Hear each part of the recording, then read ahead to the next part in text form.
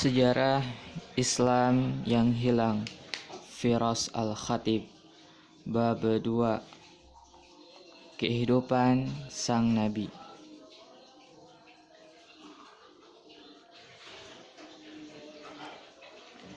Nabi Muhammad sallallahu alaihi wasallam lahir di kota Mekah pada sekitar 570 Masehi.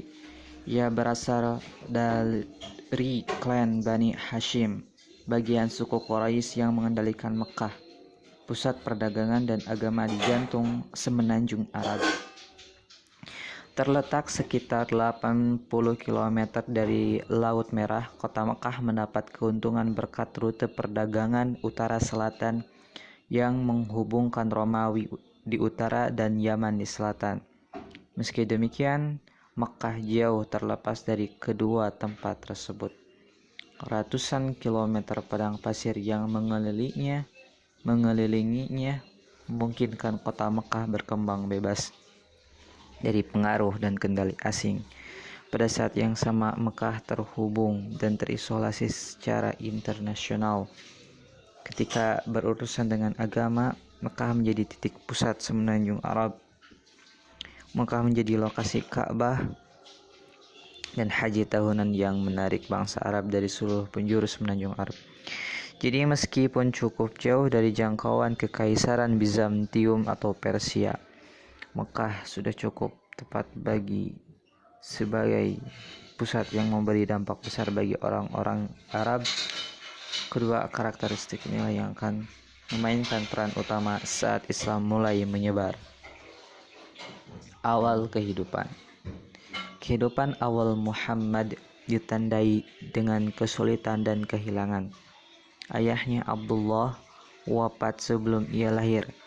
Saat itu Abdullah sedang melakukan perjalanan dagang ke kota Yastrib di sebelah utara Mekah. Ibunya Aminah wafat saat ia berusia 6 tahun.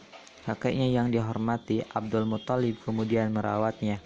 2 tahun kemudian kakeknya wafat dan Muhammad tinggal dengan paman dari pihak ayah Abu Thalib. Meskipun berasal dari suku Quraisy yang kaya, Muhammad tidak tumbuh bergelimang harta. Statusnya sebagai anak yatim piatu yang berasal dari klan Bani Hashim yang dianggap anggota Quraisy rendahan membuatnya tidak tergolong dalam kelas penguasa, tetapi ia menemani pamannya dalam perjalanan perdagangan ke Suriah saat kecil, memperkenalkannya ke dalam tradisi nomaden Arab yang lampau. Reputasinya sebagai pedagang yang jujur menyebabkan dia mendapatkan 2 nama julukan, As-Siddiq dan Al-Amin, yang berarti yang benar dan dapat dipercaya. Ia pun kemudian dihormati orang-orang Quraisy. Secara teratur ia dipercaya memegang uang dan transaksi perdagangan ketika bertindak sebagai penengah dalam banyak kasus.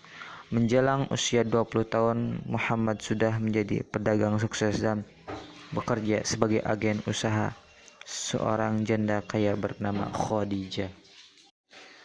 Lama-kelamaan reputasinya sebagai orang yang jujur dan dapat diandalkan menarik perhatian majikannya itu. Saat Muhammad berusia 25 tahun, Khadijah melamarnya dan diterima meskipun umurnya terpaut jauh. Walau dikelilingi masyarakat penyembah patung yang politeistis, Muhammad muda tidak mengikuti agama orang-orang Quraisy. Pesan monoteisme Ibrahim dan Ismail hanya samar-samar diingat kebanyakan orang Arab, tetapi masih dipertahankan beberapa orang yang dikenal sebagai Hunafa, yang berarti penganut monoteis. Orang-orang ini menolak menerima ratusan tuhan kayu dan batu, Muhammad salah satunya. Alih-alih terlibat dalam penyembahan patung yang begitu merajalela di masyarakatnya, Muhammad memilih menyepi. Ia membiasakan diri menyepi di sebuah gua di atas gunung yang berjarak sekitar 5 km dari pusat kota Mekah. Di sana ia duduk dalam keheningan dan merenungkan masyarakat serta agama yang berkembang di Mekah. Wahyu pertama. Menurut tradisi Islam pada 610 Masehi saat terdiam di gua yang telah didatanginya berkali-kali. Muhammad mengalami sesuatu yang baru.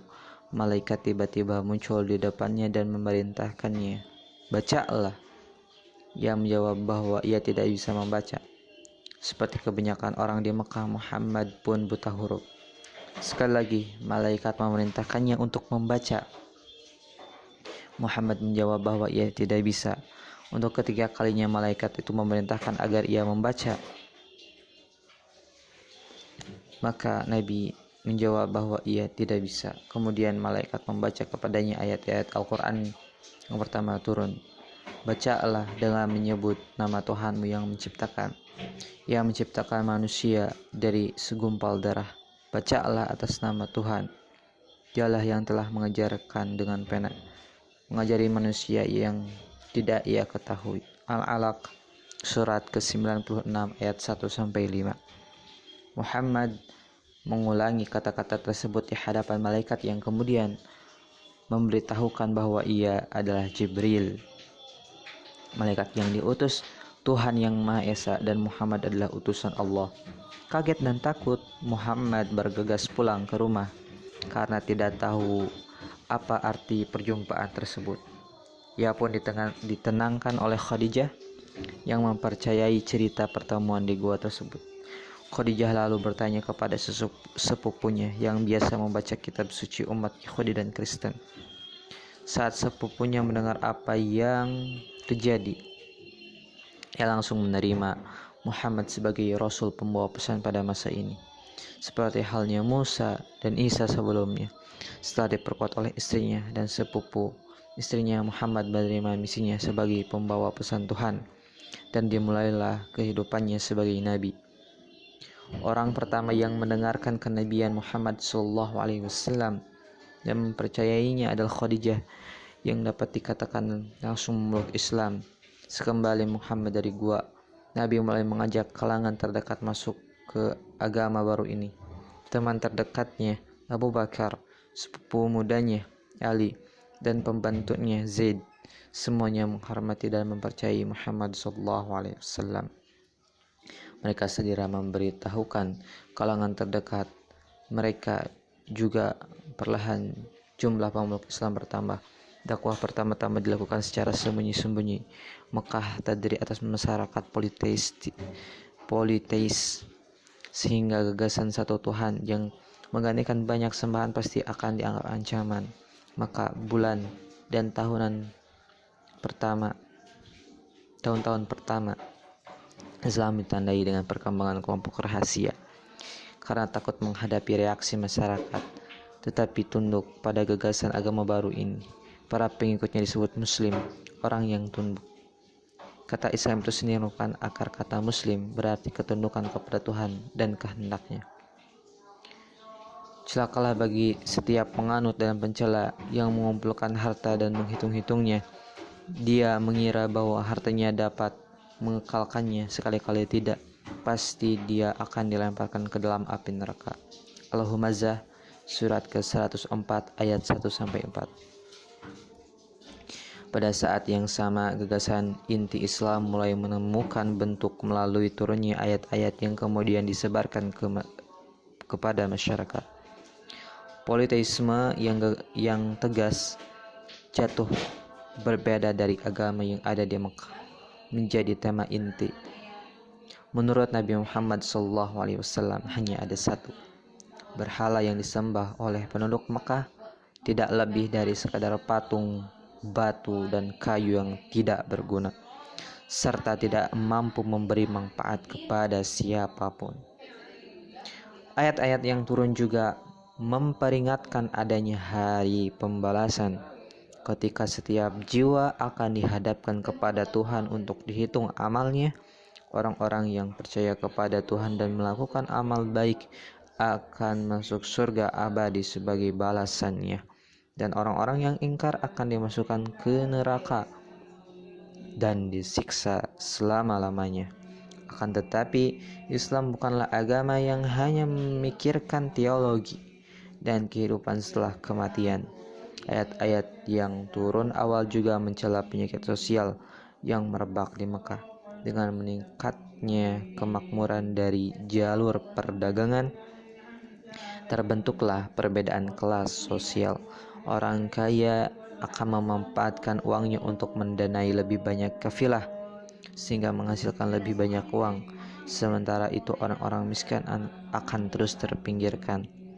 Terlebih lagi jika ia bukan anggota suatu klan yang kuat.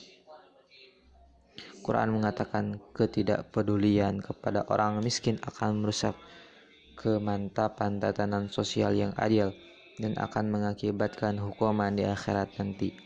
Butuh bertahun-tahun sampai aturan yang berhubungan dengan masyarakat dapat diterapkan, tetapi semenjak awal sudah jelas bahwa Muhammad SAW datang tidak hanya untuk mengubah kepercayaan religius, tetapi juga masyarakat itu sendiri. Ayat-ayat yang turun awal mengulang tema-tema ini beberapa kali. Ayat dan surat yang diturunkan di Mekah yang dapat ditemukan di akhir Quran cenderung pendek dan langsung. Cara ini bekerja dengan baik bagi komunitas muslim yang baru lahir, yang belum dikenal oleh masyarakat kota Mekah. Saat berkumpulkan sesama, orang muslim akan mendiskusikan wahyu terakhir di kalangan mereka dan saling mengajarkan. Saat berkumpul dengan non-muslim, mereka harus menyembunyikan perbedaan agama dan keyakinannya. Lagi pula, seluruh gagasan baru ini akan mengancam tatanan sosial yang sudah mapan di Mekah. Kesetaraan sosial, ekonomi, dan suku sudah dalam genggaman anggota suku Quraisy yang kaya dan berkuasa. Revolusi sosial jarang diterima oleh mereka yang berada dalam kekuasaan. Bahkan Muhammad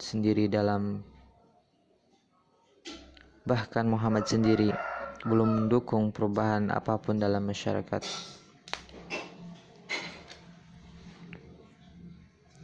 Keyakinan baru itu menjadi ancaman bagi posisi ekonomi dan sosial para penganut politisme.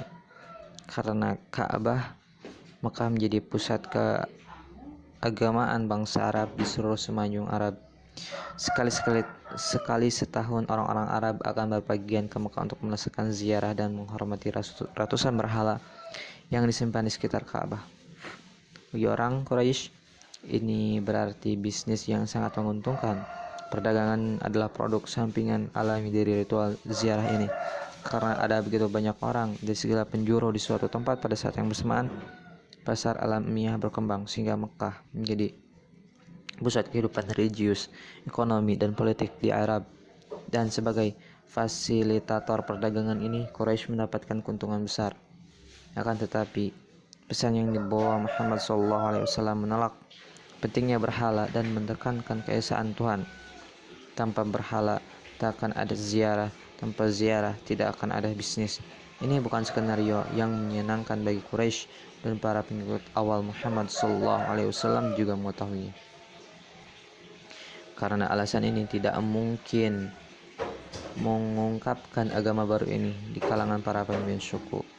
Komunitas muslim masih kecil dan lemah sehingga belum berani menghadapi konflik ideologi terbuka dengan para penguasa, terutama mempertimbangkan kenyataan bahwa sebagian besar penganut awal adalah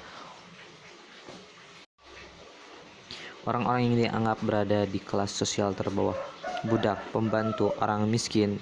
Jadi bagian terbesar komunitas muslim awal tertarik pada ajaran kesamaan manusia di hadapan Tuhan dan sifat egaliter agama baru ini.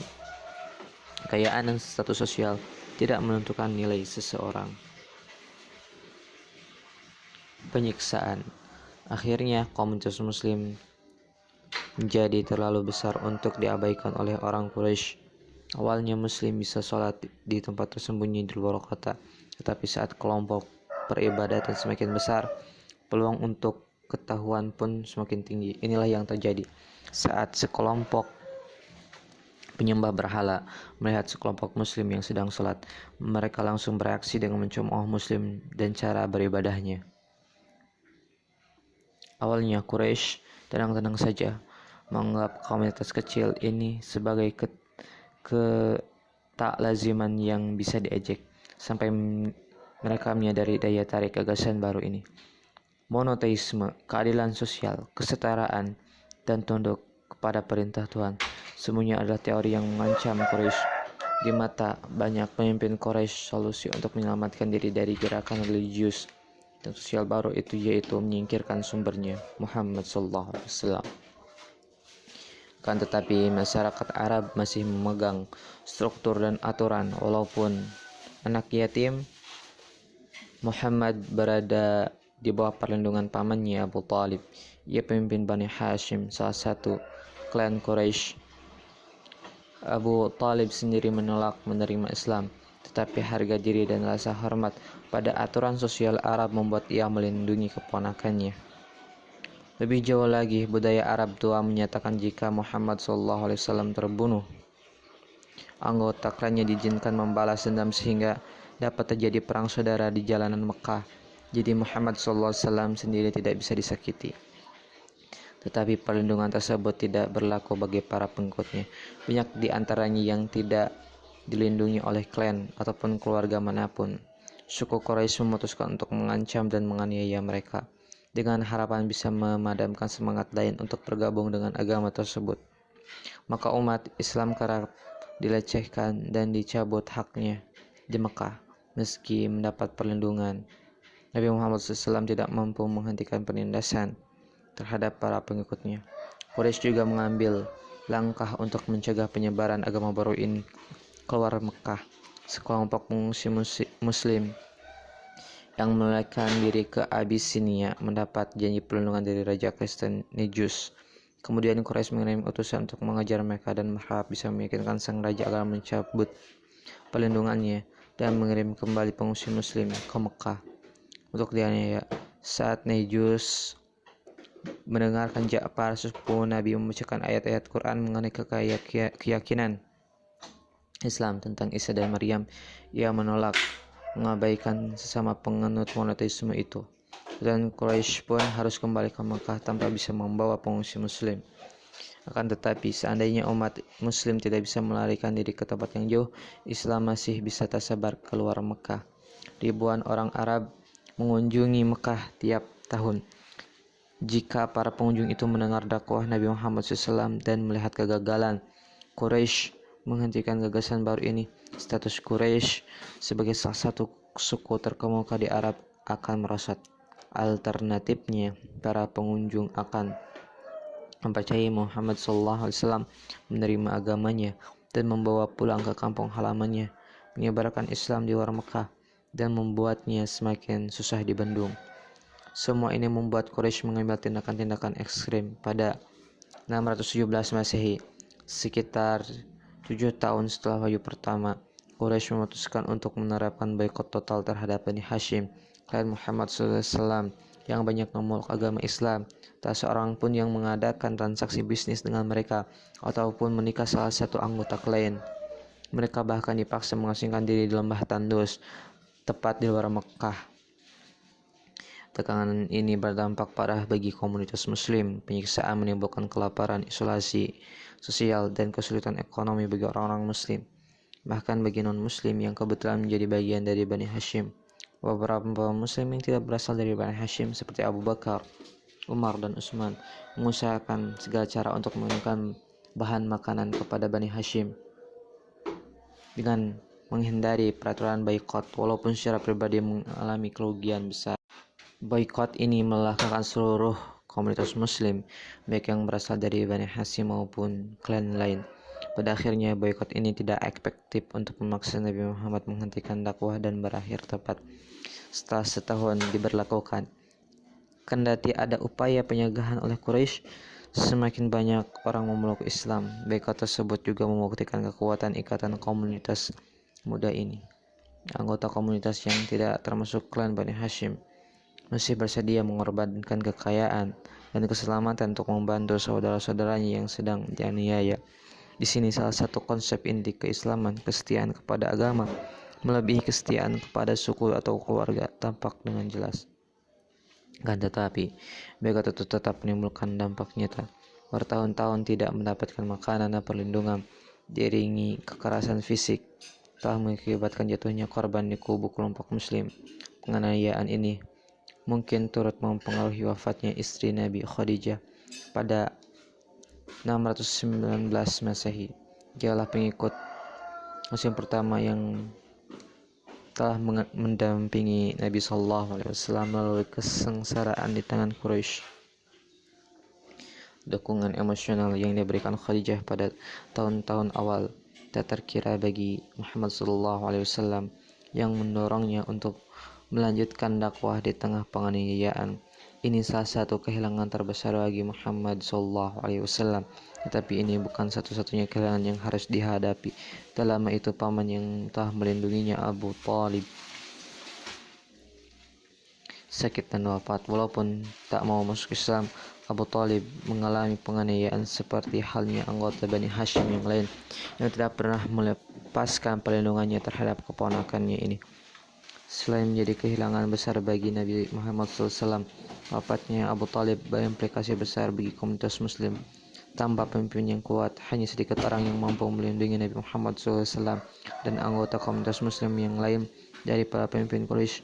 Mereka semakin berani menyerang muslim, baik dengan kata-kata maupun fisik.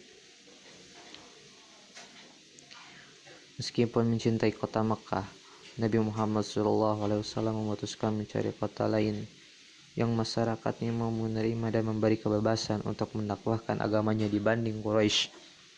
Pilihan jatuh pada Taif, kota yang dipimpin suku Thaqif yang berjarak 65 km ke arah tenggara kota Mekah. Nabi Muhammad SAW pun pergi ke Taif dan bertemu dengan 3 bersaudara yang memimpin suku tersebut. Dengan tegas mereka menolak permintaan Nabi Muhammad SAW untuk masuk Islam dan menolak memberikan perlindungan dalam bentuk apapun. Yang lebih menyedihkan, saat berjalan keluar dari kota dan kembali ke Mekah, sekelompok orang Taif berkumpul untuk menghina dan melemparinya dengan batu. Nabi berdarah saat akhirnya bisa meninggalkan kota itu. Tradisi Islam meyakini setelah peristiwa itu Nabi Muhammad SAW didatangi malaikat Jibril yang menanyakan apakah Nabi ingin hancurkan kota Taif dengan 2 gunung sebagai hukuman atas perlakuan mereka kepada utusan Allah. Maka Nabi menolak dengan mendoakan semoga salah satu keturunan mereka suatu hari menjadi penganut Islam. Kejadian ini berperan besar dalam hubungan spiritual antara Muslim India dan Nabi pada abad berikutnya.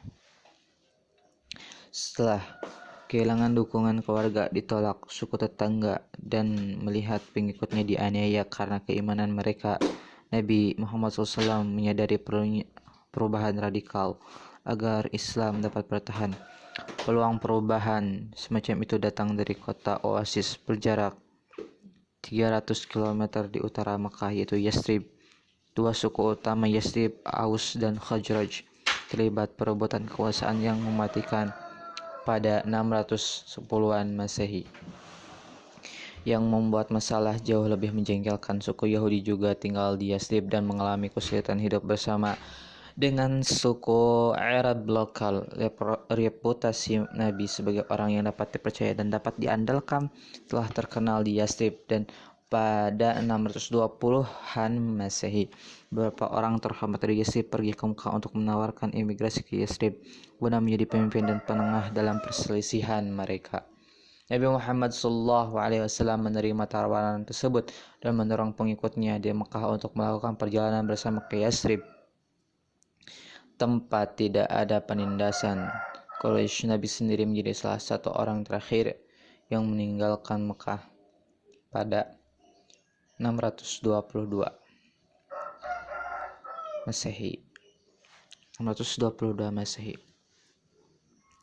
Saat melakukan perjalanan bersama teman dekatnya Abu Bakar, mereka berhasil menghindari rencana Quraisy untuk membunuhnya. Sebelum meninggalkan Mekah di Yathrib yang kemudian bernama Al-Madinah Al-Munawwarah, secara resmi dikenalkan sebagai Madinah, Nabi Muhammad SAW akan mendapatkan keamanan dan kebebasan menyebarkan Islam jauh dari penindasan Quraisy. Madinah. Kepindahan Nabi dari Makkah disebut hijrah yang berarti imigrasi. Ini menjadi titik balik sejarah awal Islam dan sekarang digunakan sebagai permulaan kalender Islam. Komunitas Muslim tidak lagi menjadi kelompok terpinggirkan dan Nabi Muhammad juga tidak terasingkan secara sosial. Komunitas Muslim akan mengubah Madinah menjadi negara Muslim pertama. Serangkaian teladan dari Nabi Muhammad SAW selama 10 tahun di Madinah akan menginspirasi ratusan tahun di kehidupan politik, pertahanan sosial, dan ekonomi Muslim. Akan tetapi di kehidupan Madinah tetap menantang dan paling utama soal perpaduan baru antara imigran dari Mekah disebut muhajir dan penduduk asli Madinah disebut ansar. Kaum muhajir bukanlah unit kohesif tunggal. Tidak ada satupun klan di Makkah yang semua anggotanya masuk Islam. Maka komunitas emigran terdiri atas kelompok yang beragam tanpa perlindungan dari klan atau suku. Sebaliknya, kaum Ansar berasal dari Aus dan Khazraj yang terlibat peperangan di OSIS tersebut. Lebih jauh, banyak orang yang tak tergolong kelompok manapun. Migran dari Afrika, Persia, Kerajaan Bizantium. Salah satu pertanyaan besar bagi kebanyakan Muslim adalah kemana loyalitas yang harus ditumpukan. Untuk itu Muhammad SAW menjelaskan bahwa gagasan tua pra-Islam soal kesetiaan sudah usang. Sebagai gantinya diajukan arti penting kesetiaan kepada umat negara Muslim. Dalam pandangan Nabi Muhammad SAW, tidak peduli apakah Muslim berasal dari Quraisy, Aus, Khazraj, Yahudi. Begitu memeluk Islam, mereka menjadi komunitas persaudaraan yang baru yang berdasarkan keyakinan yang bersama, bukan keturunan. Kaum Yahudi menjadi komunitas masyarakat bersama Muslim. Bagi Yahudi agamanya dan bagi Muslim agamanya. Ini berlaku bagi kerabat dan diri mereka sendiri, dengan pengecualian bagi siapapun yang bersalah atau berkhianat karena ia membahayakan diri sendiri dan keluarganya. Piagam Madinah. Tata politik dan sosial baru bagi Nabi Muhammad SAW di Madinah dikodifikasi dalam naskah yang disebut Piagam Madinah. Piagam ini merinci bahwa di bawah otoritas Nabi Muhammad SAW, Madinah akan menjadi negara berdasarkan hukum Islam. Umat menjadi salah satu unit politik. Lebih jauh, Nabi Muhammad SAW berperan sebagai penengah utama. Hukum Arab kuno yang menghargai pembalasan atas ketidakadilan dihilangkan untuk mendukung sistem hukum terstruktur berdasarkan hukum Islam. Piagam ini memberikan kebebasan kepada kaum Yahudi untuk menjalankan agamanya, akan tetapi harus mengakui otoritas politik Nabi Muhammad SAW di kota ini dan bergabung dalam kelompok pertahanan bersama bila ada serangan dari Quraisy. Entitas politik baru Nabi SAW di Madinah akan menjadi model negara Islam selama berabad-abad dalam pemerintahan Muslim, terutama yang berhubungan dengan perlakuan terhadap minoritas non-Muslim. Bentuk wahyu yang turun pun berubah untuk menyesuaikan dengan keadaan komunitas Muslim. Ayat-ayat dan surat yang diwahyukan kepada Nabi Muhammad SAW di Madinah cenderung lebih panjang dibanding dengan yang di Mekah. Wahyu tersebut merinci berbagai hal seperti bentuk peribadatan, perpajakan, warisan, serta hubungan antara Muslim dan non-Muslim. Quran memberikan panduan umum tentang bagaimana umat Muslim harus bersikap, dan bila perlu Nabi Muhammad SAW menjelaskan secara terperinci dan tepat.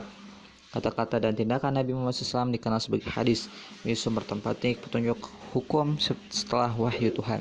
Tetapi Quran tidak hanya menyoroti aspek hukum dan tatanan sosial. Banyak ayat Madaniyah menerangkan kisah-kisah Nabi terdahulu. Cerita tentang Nuh, Ibrahim, Musa, Daud, dan Isa alaihimussalam.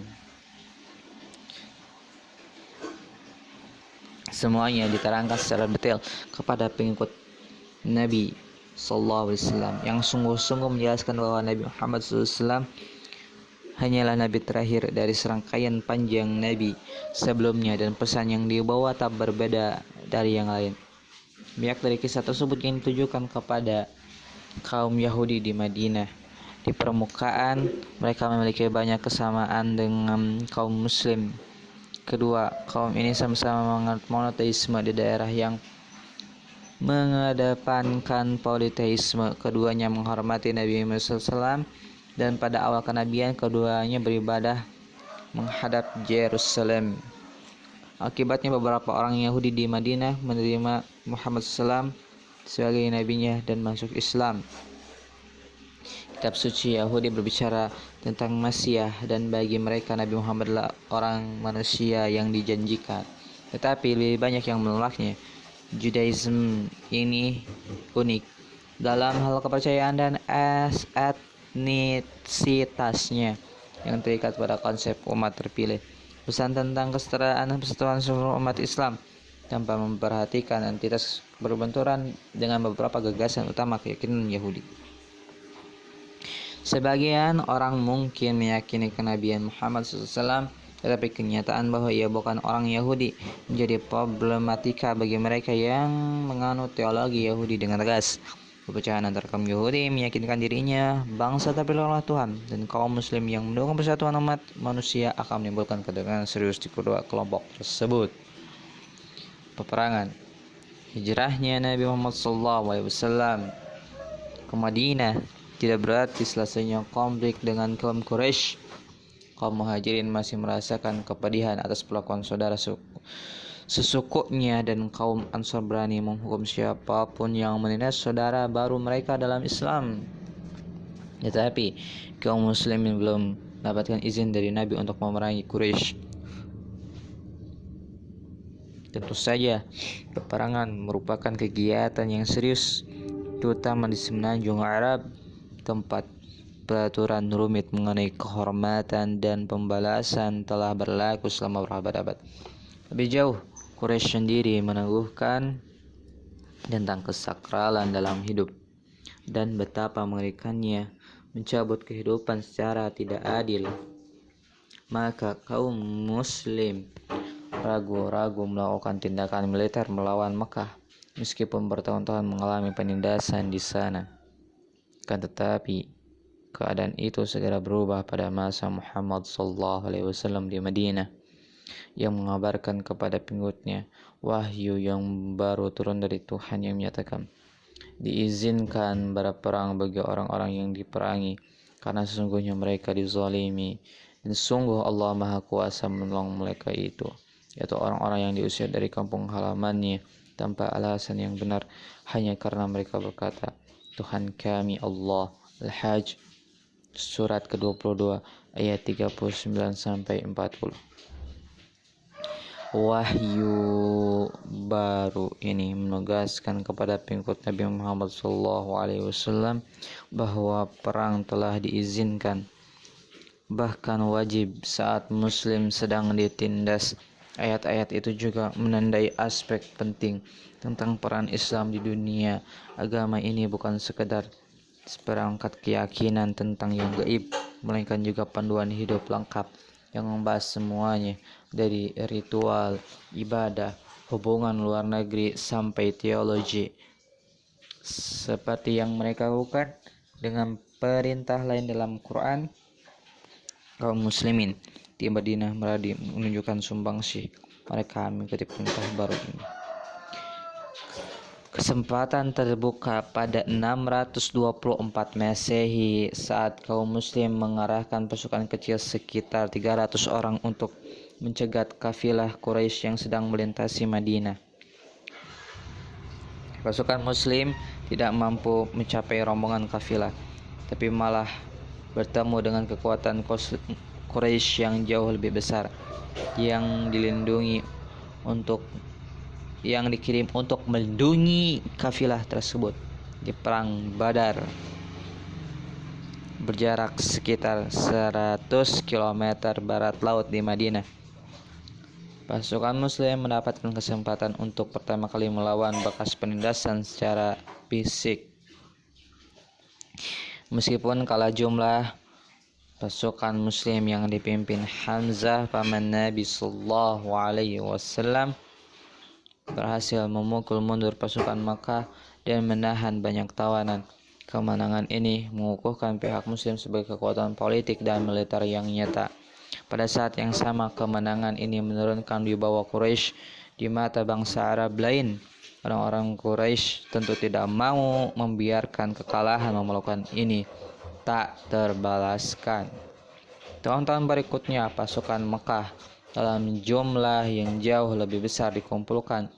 Tujuannya mengganggu Madinah sehingga dapat menurunkan pamor Nabi Muhammad SAW dan memicu pertanyaan tentang kemampuannya dalam melindungi pengikutnya. Pasukan tersebut berkemah beberapa kilometer di utara kota Madinah di bawah bayang-bayang gunung Uhud yang mengesankan. Di sana mereka merusak lahan pertanian di desa-desa sekitar Madinah. Sebagai bagian dari piagam Madinah, Nabi Muhammad SAW telah bersumpah untuk melindungi kota dan seisinya, sehingga terpaksa untuk mengorganisasikan pasukan untuk keluar dan menghadapi tentara Mekah. Akan tetapi ada sekelompok orang di dalam kota yang menentang rencana ini.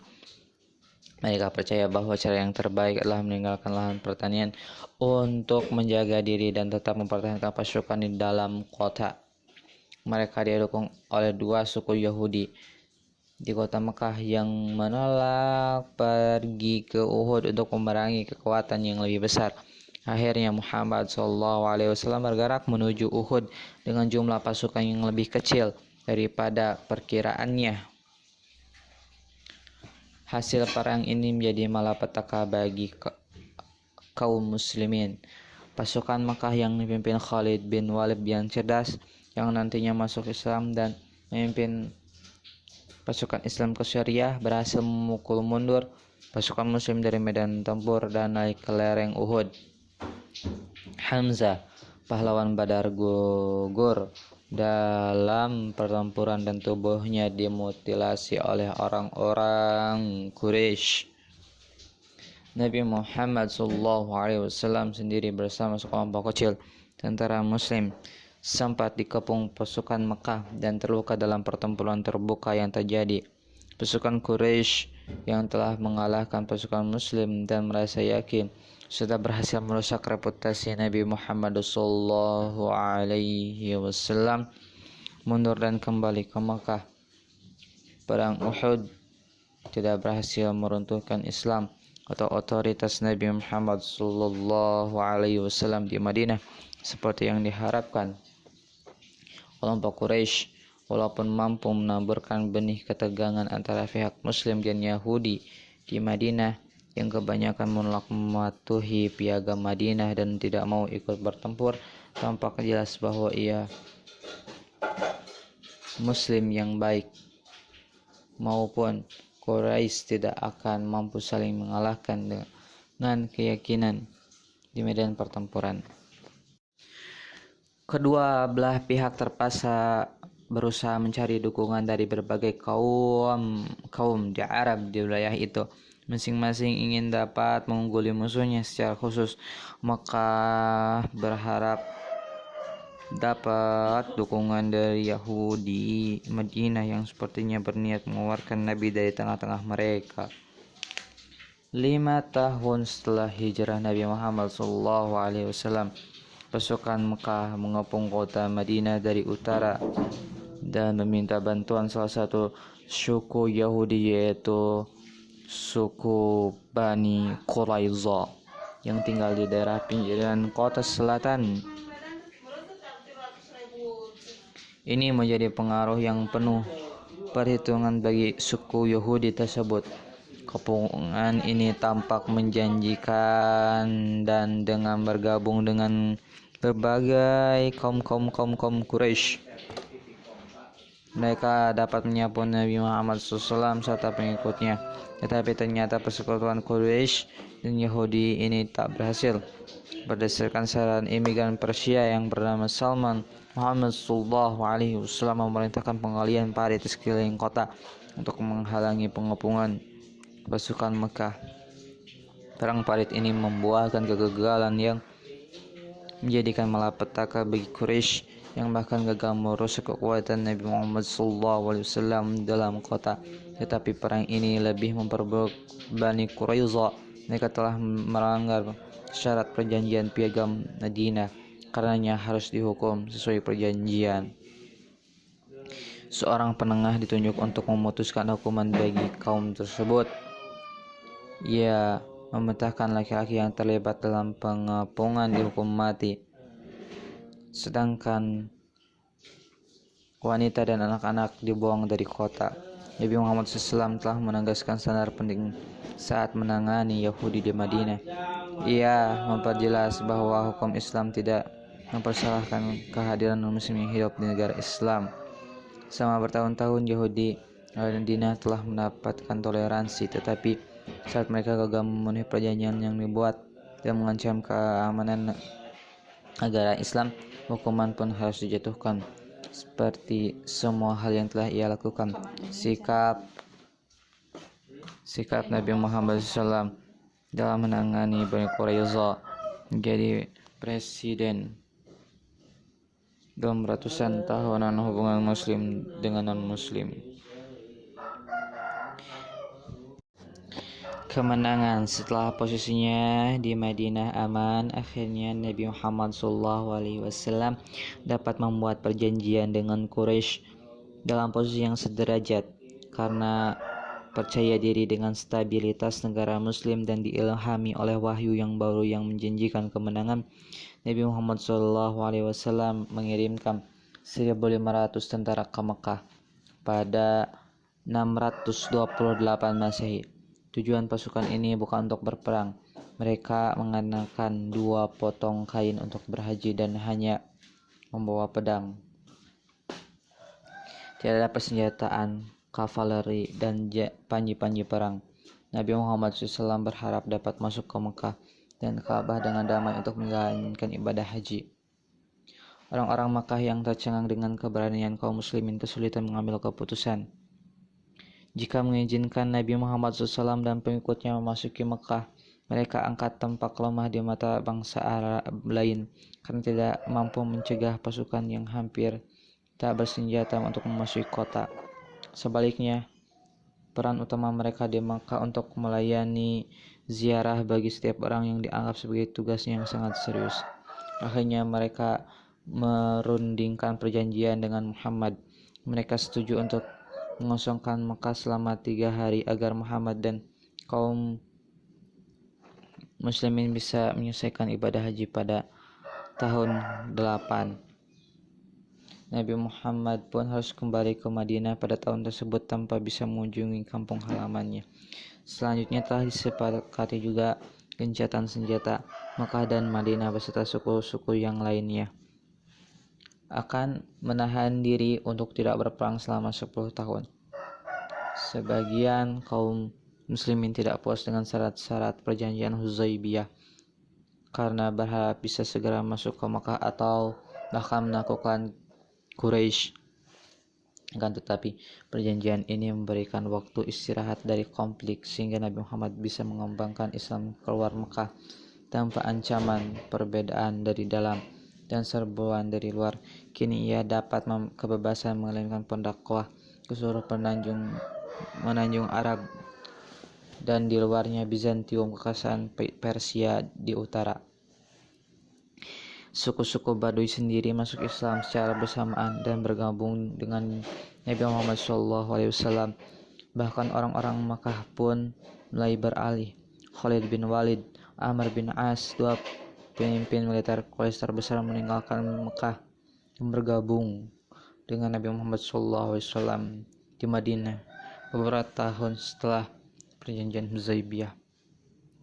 Perjanjian tersebut tidak mampu memberikan kendali langsung atas tempat paling suci ini, tetapi kemungkinan Islam tumbuh secara eksponensial di seluruh Jazirah Arab.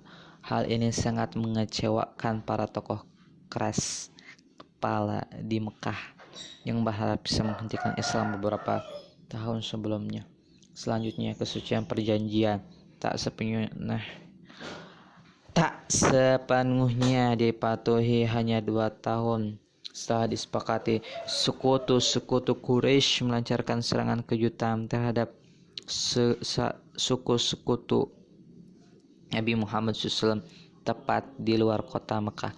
Ini merupakan pelanggaran atas perjanjian perdamaian total selama 10 tahun. Karena perjanjian telah batal, Nabi Muhammad SAW tepat menyuruh kepada sekutu-sekutu anyarnya di seluruh semenanjung untuk bergabung dalam ekspedisi baru ke Mekah. Kan tetapi kali ini mereka tak akan berpergian sebagai peziarah damai. Nabi Muhammad SAW akhirnya berada dalam posisi yang kuat. Ribuan muslim dari seluruh semenanjung sekarang berada di bawah perintahnya, terikat oleh persekutuan dan kesatuan agama untuk bergabung dengan pasukan Nabi Muhammad SAW kapanpun diperlukan.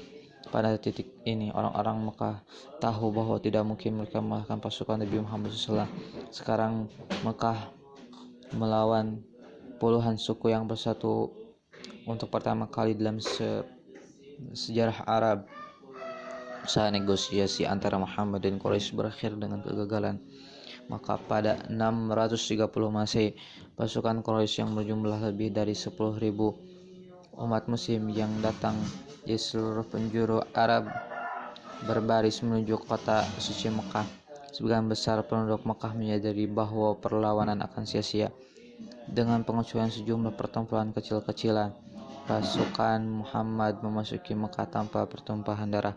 Kemenangan atas tempat kelahiran ini dipandang pengikutnya sebagai kemenangan akhir Islam atas politeisme. Kebenaran di atas kesalahan. Ratusan berhala yang mengelilingi Mekah dihancurkan. Yang mengelilingi Ka'bah dihancurkan. Jadi tempat suci ini sebagai tempat menyembah satu Tuhan. Bahkan orang Makkah termasuk pemimpin Quraisy Abu Sufyan. Penaklukan yang sempurna ini tanda bahwa berhala mereka tidak lebih dari patung kayu dan batu yang kasar. Mereka menyerah kepada Nabi Muhammad SAW. Mereka telah menindas, dikejar-kejar di luar kota Mekah dan diperangi.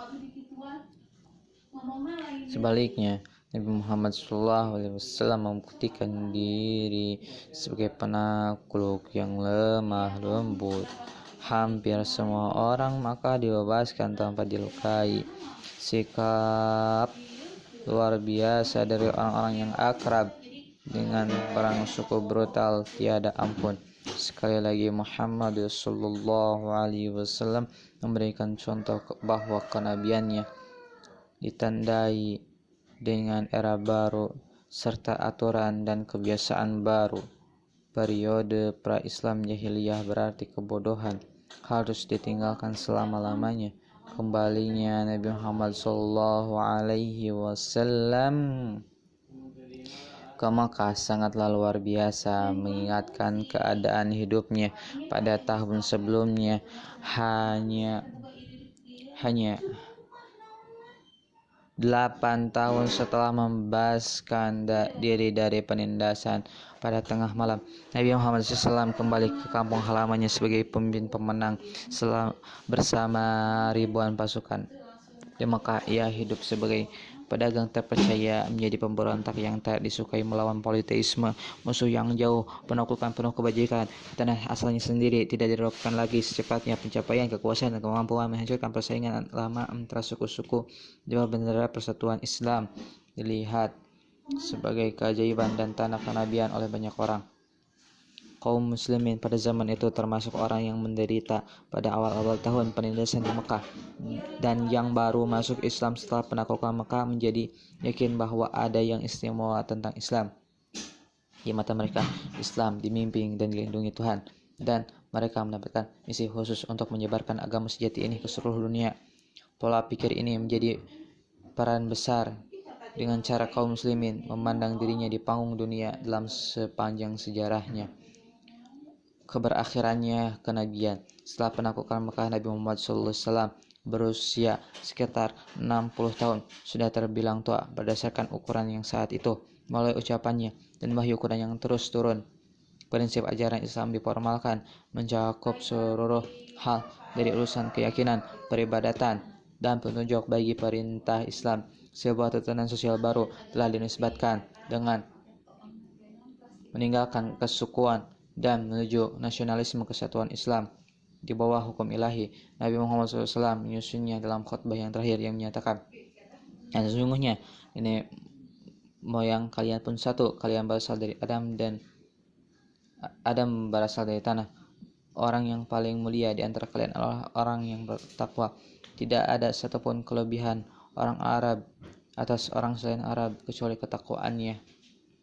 Kesan keagamaan dan sosial terjalin kelindan dengan pesan politis, itu kan kerajaan-kerajaan muslim yang menjaga seluruh semenanjung Arab. Akan tetapi pertama dalam sejarah seluruh bangsa Arab bersatu. Mereka bahkan mampu menyerang suku-suku yang tinggal di selatan perbatasan dengan Bizantium di Persia. Ini menjadi pencapaian yang tidak diremehkan oleh kedua kekaisaran itu yang segera menyoroti penyebaran Islam dengan serius. Setelah penaklukan Mekah, Nabi Muhammad SAW kembali ke Madinah. Lagi pula ia telah berjanji untuk menjadi pemimpin untuk umat muslim dari kota Oasis ini 8 tahun sebelumnya. Saat suku Aus dan Khazraj mengundangnya di Madinah, ia mulai mempersiapkan kaum muslimin yang akan membentang terus jauh sebelum wafatnya. Nabi Muhammad SAW semakin sering berpesan tentang kewajiban orang beriman, arti penting menjaga Al-Quran dan teladannya.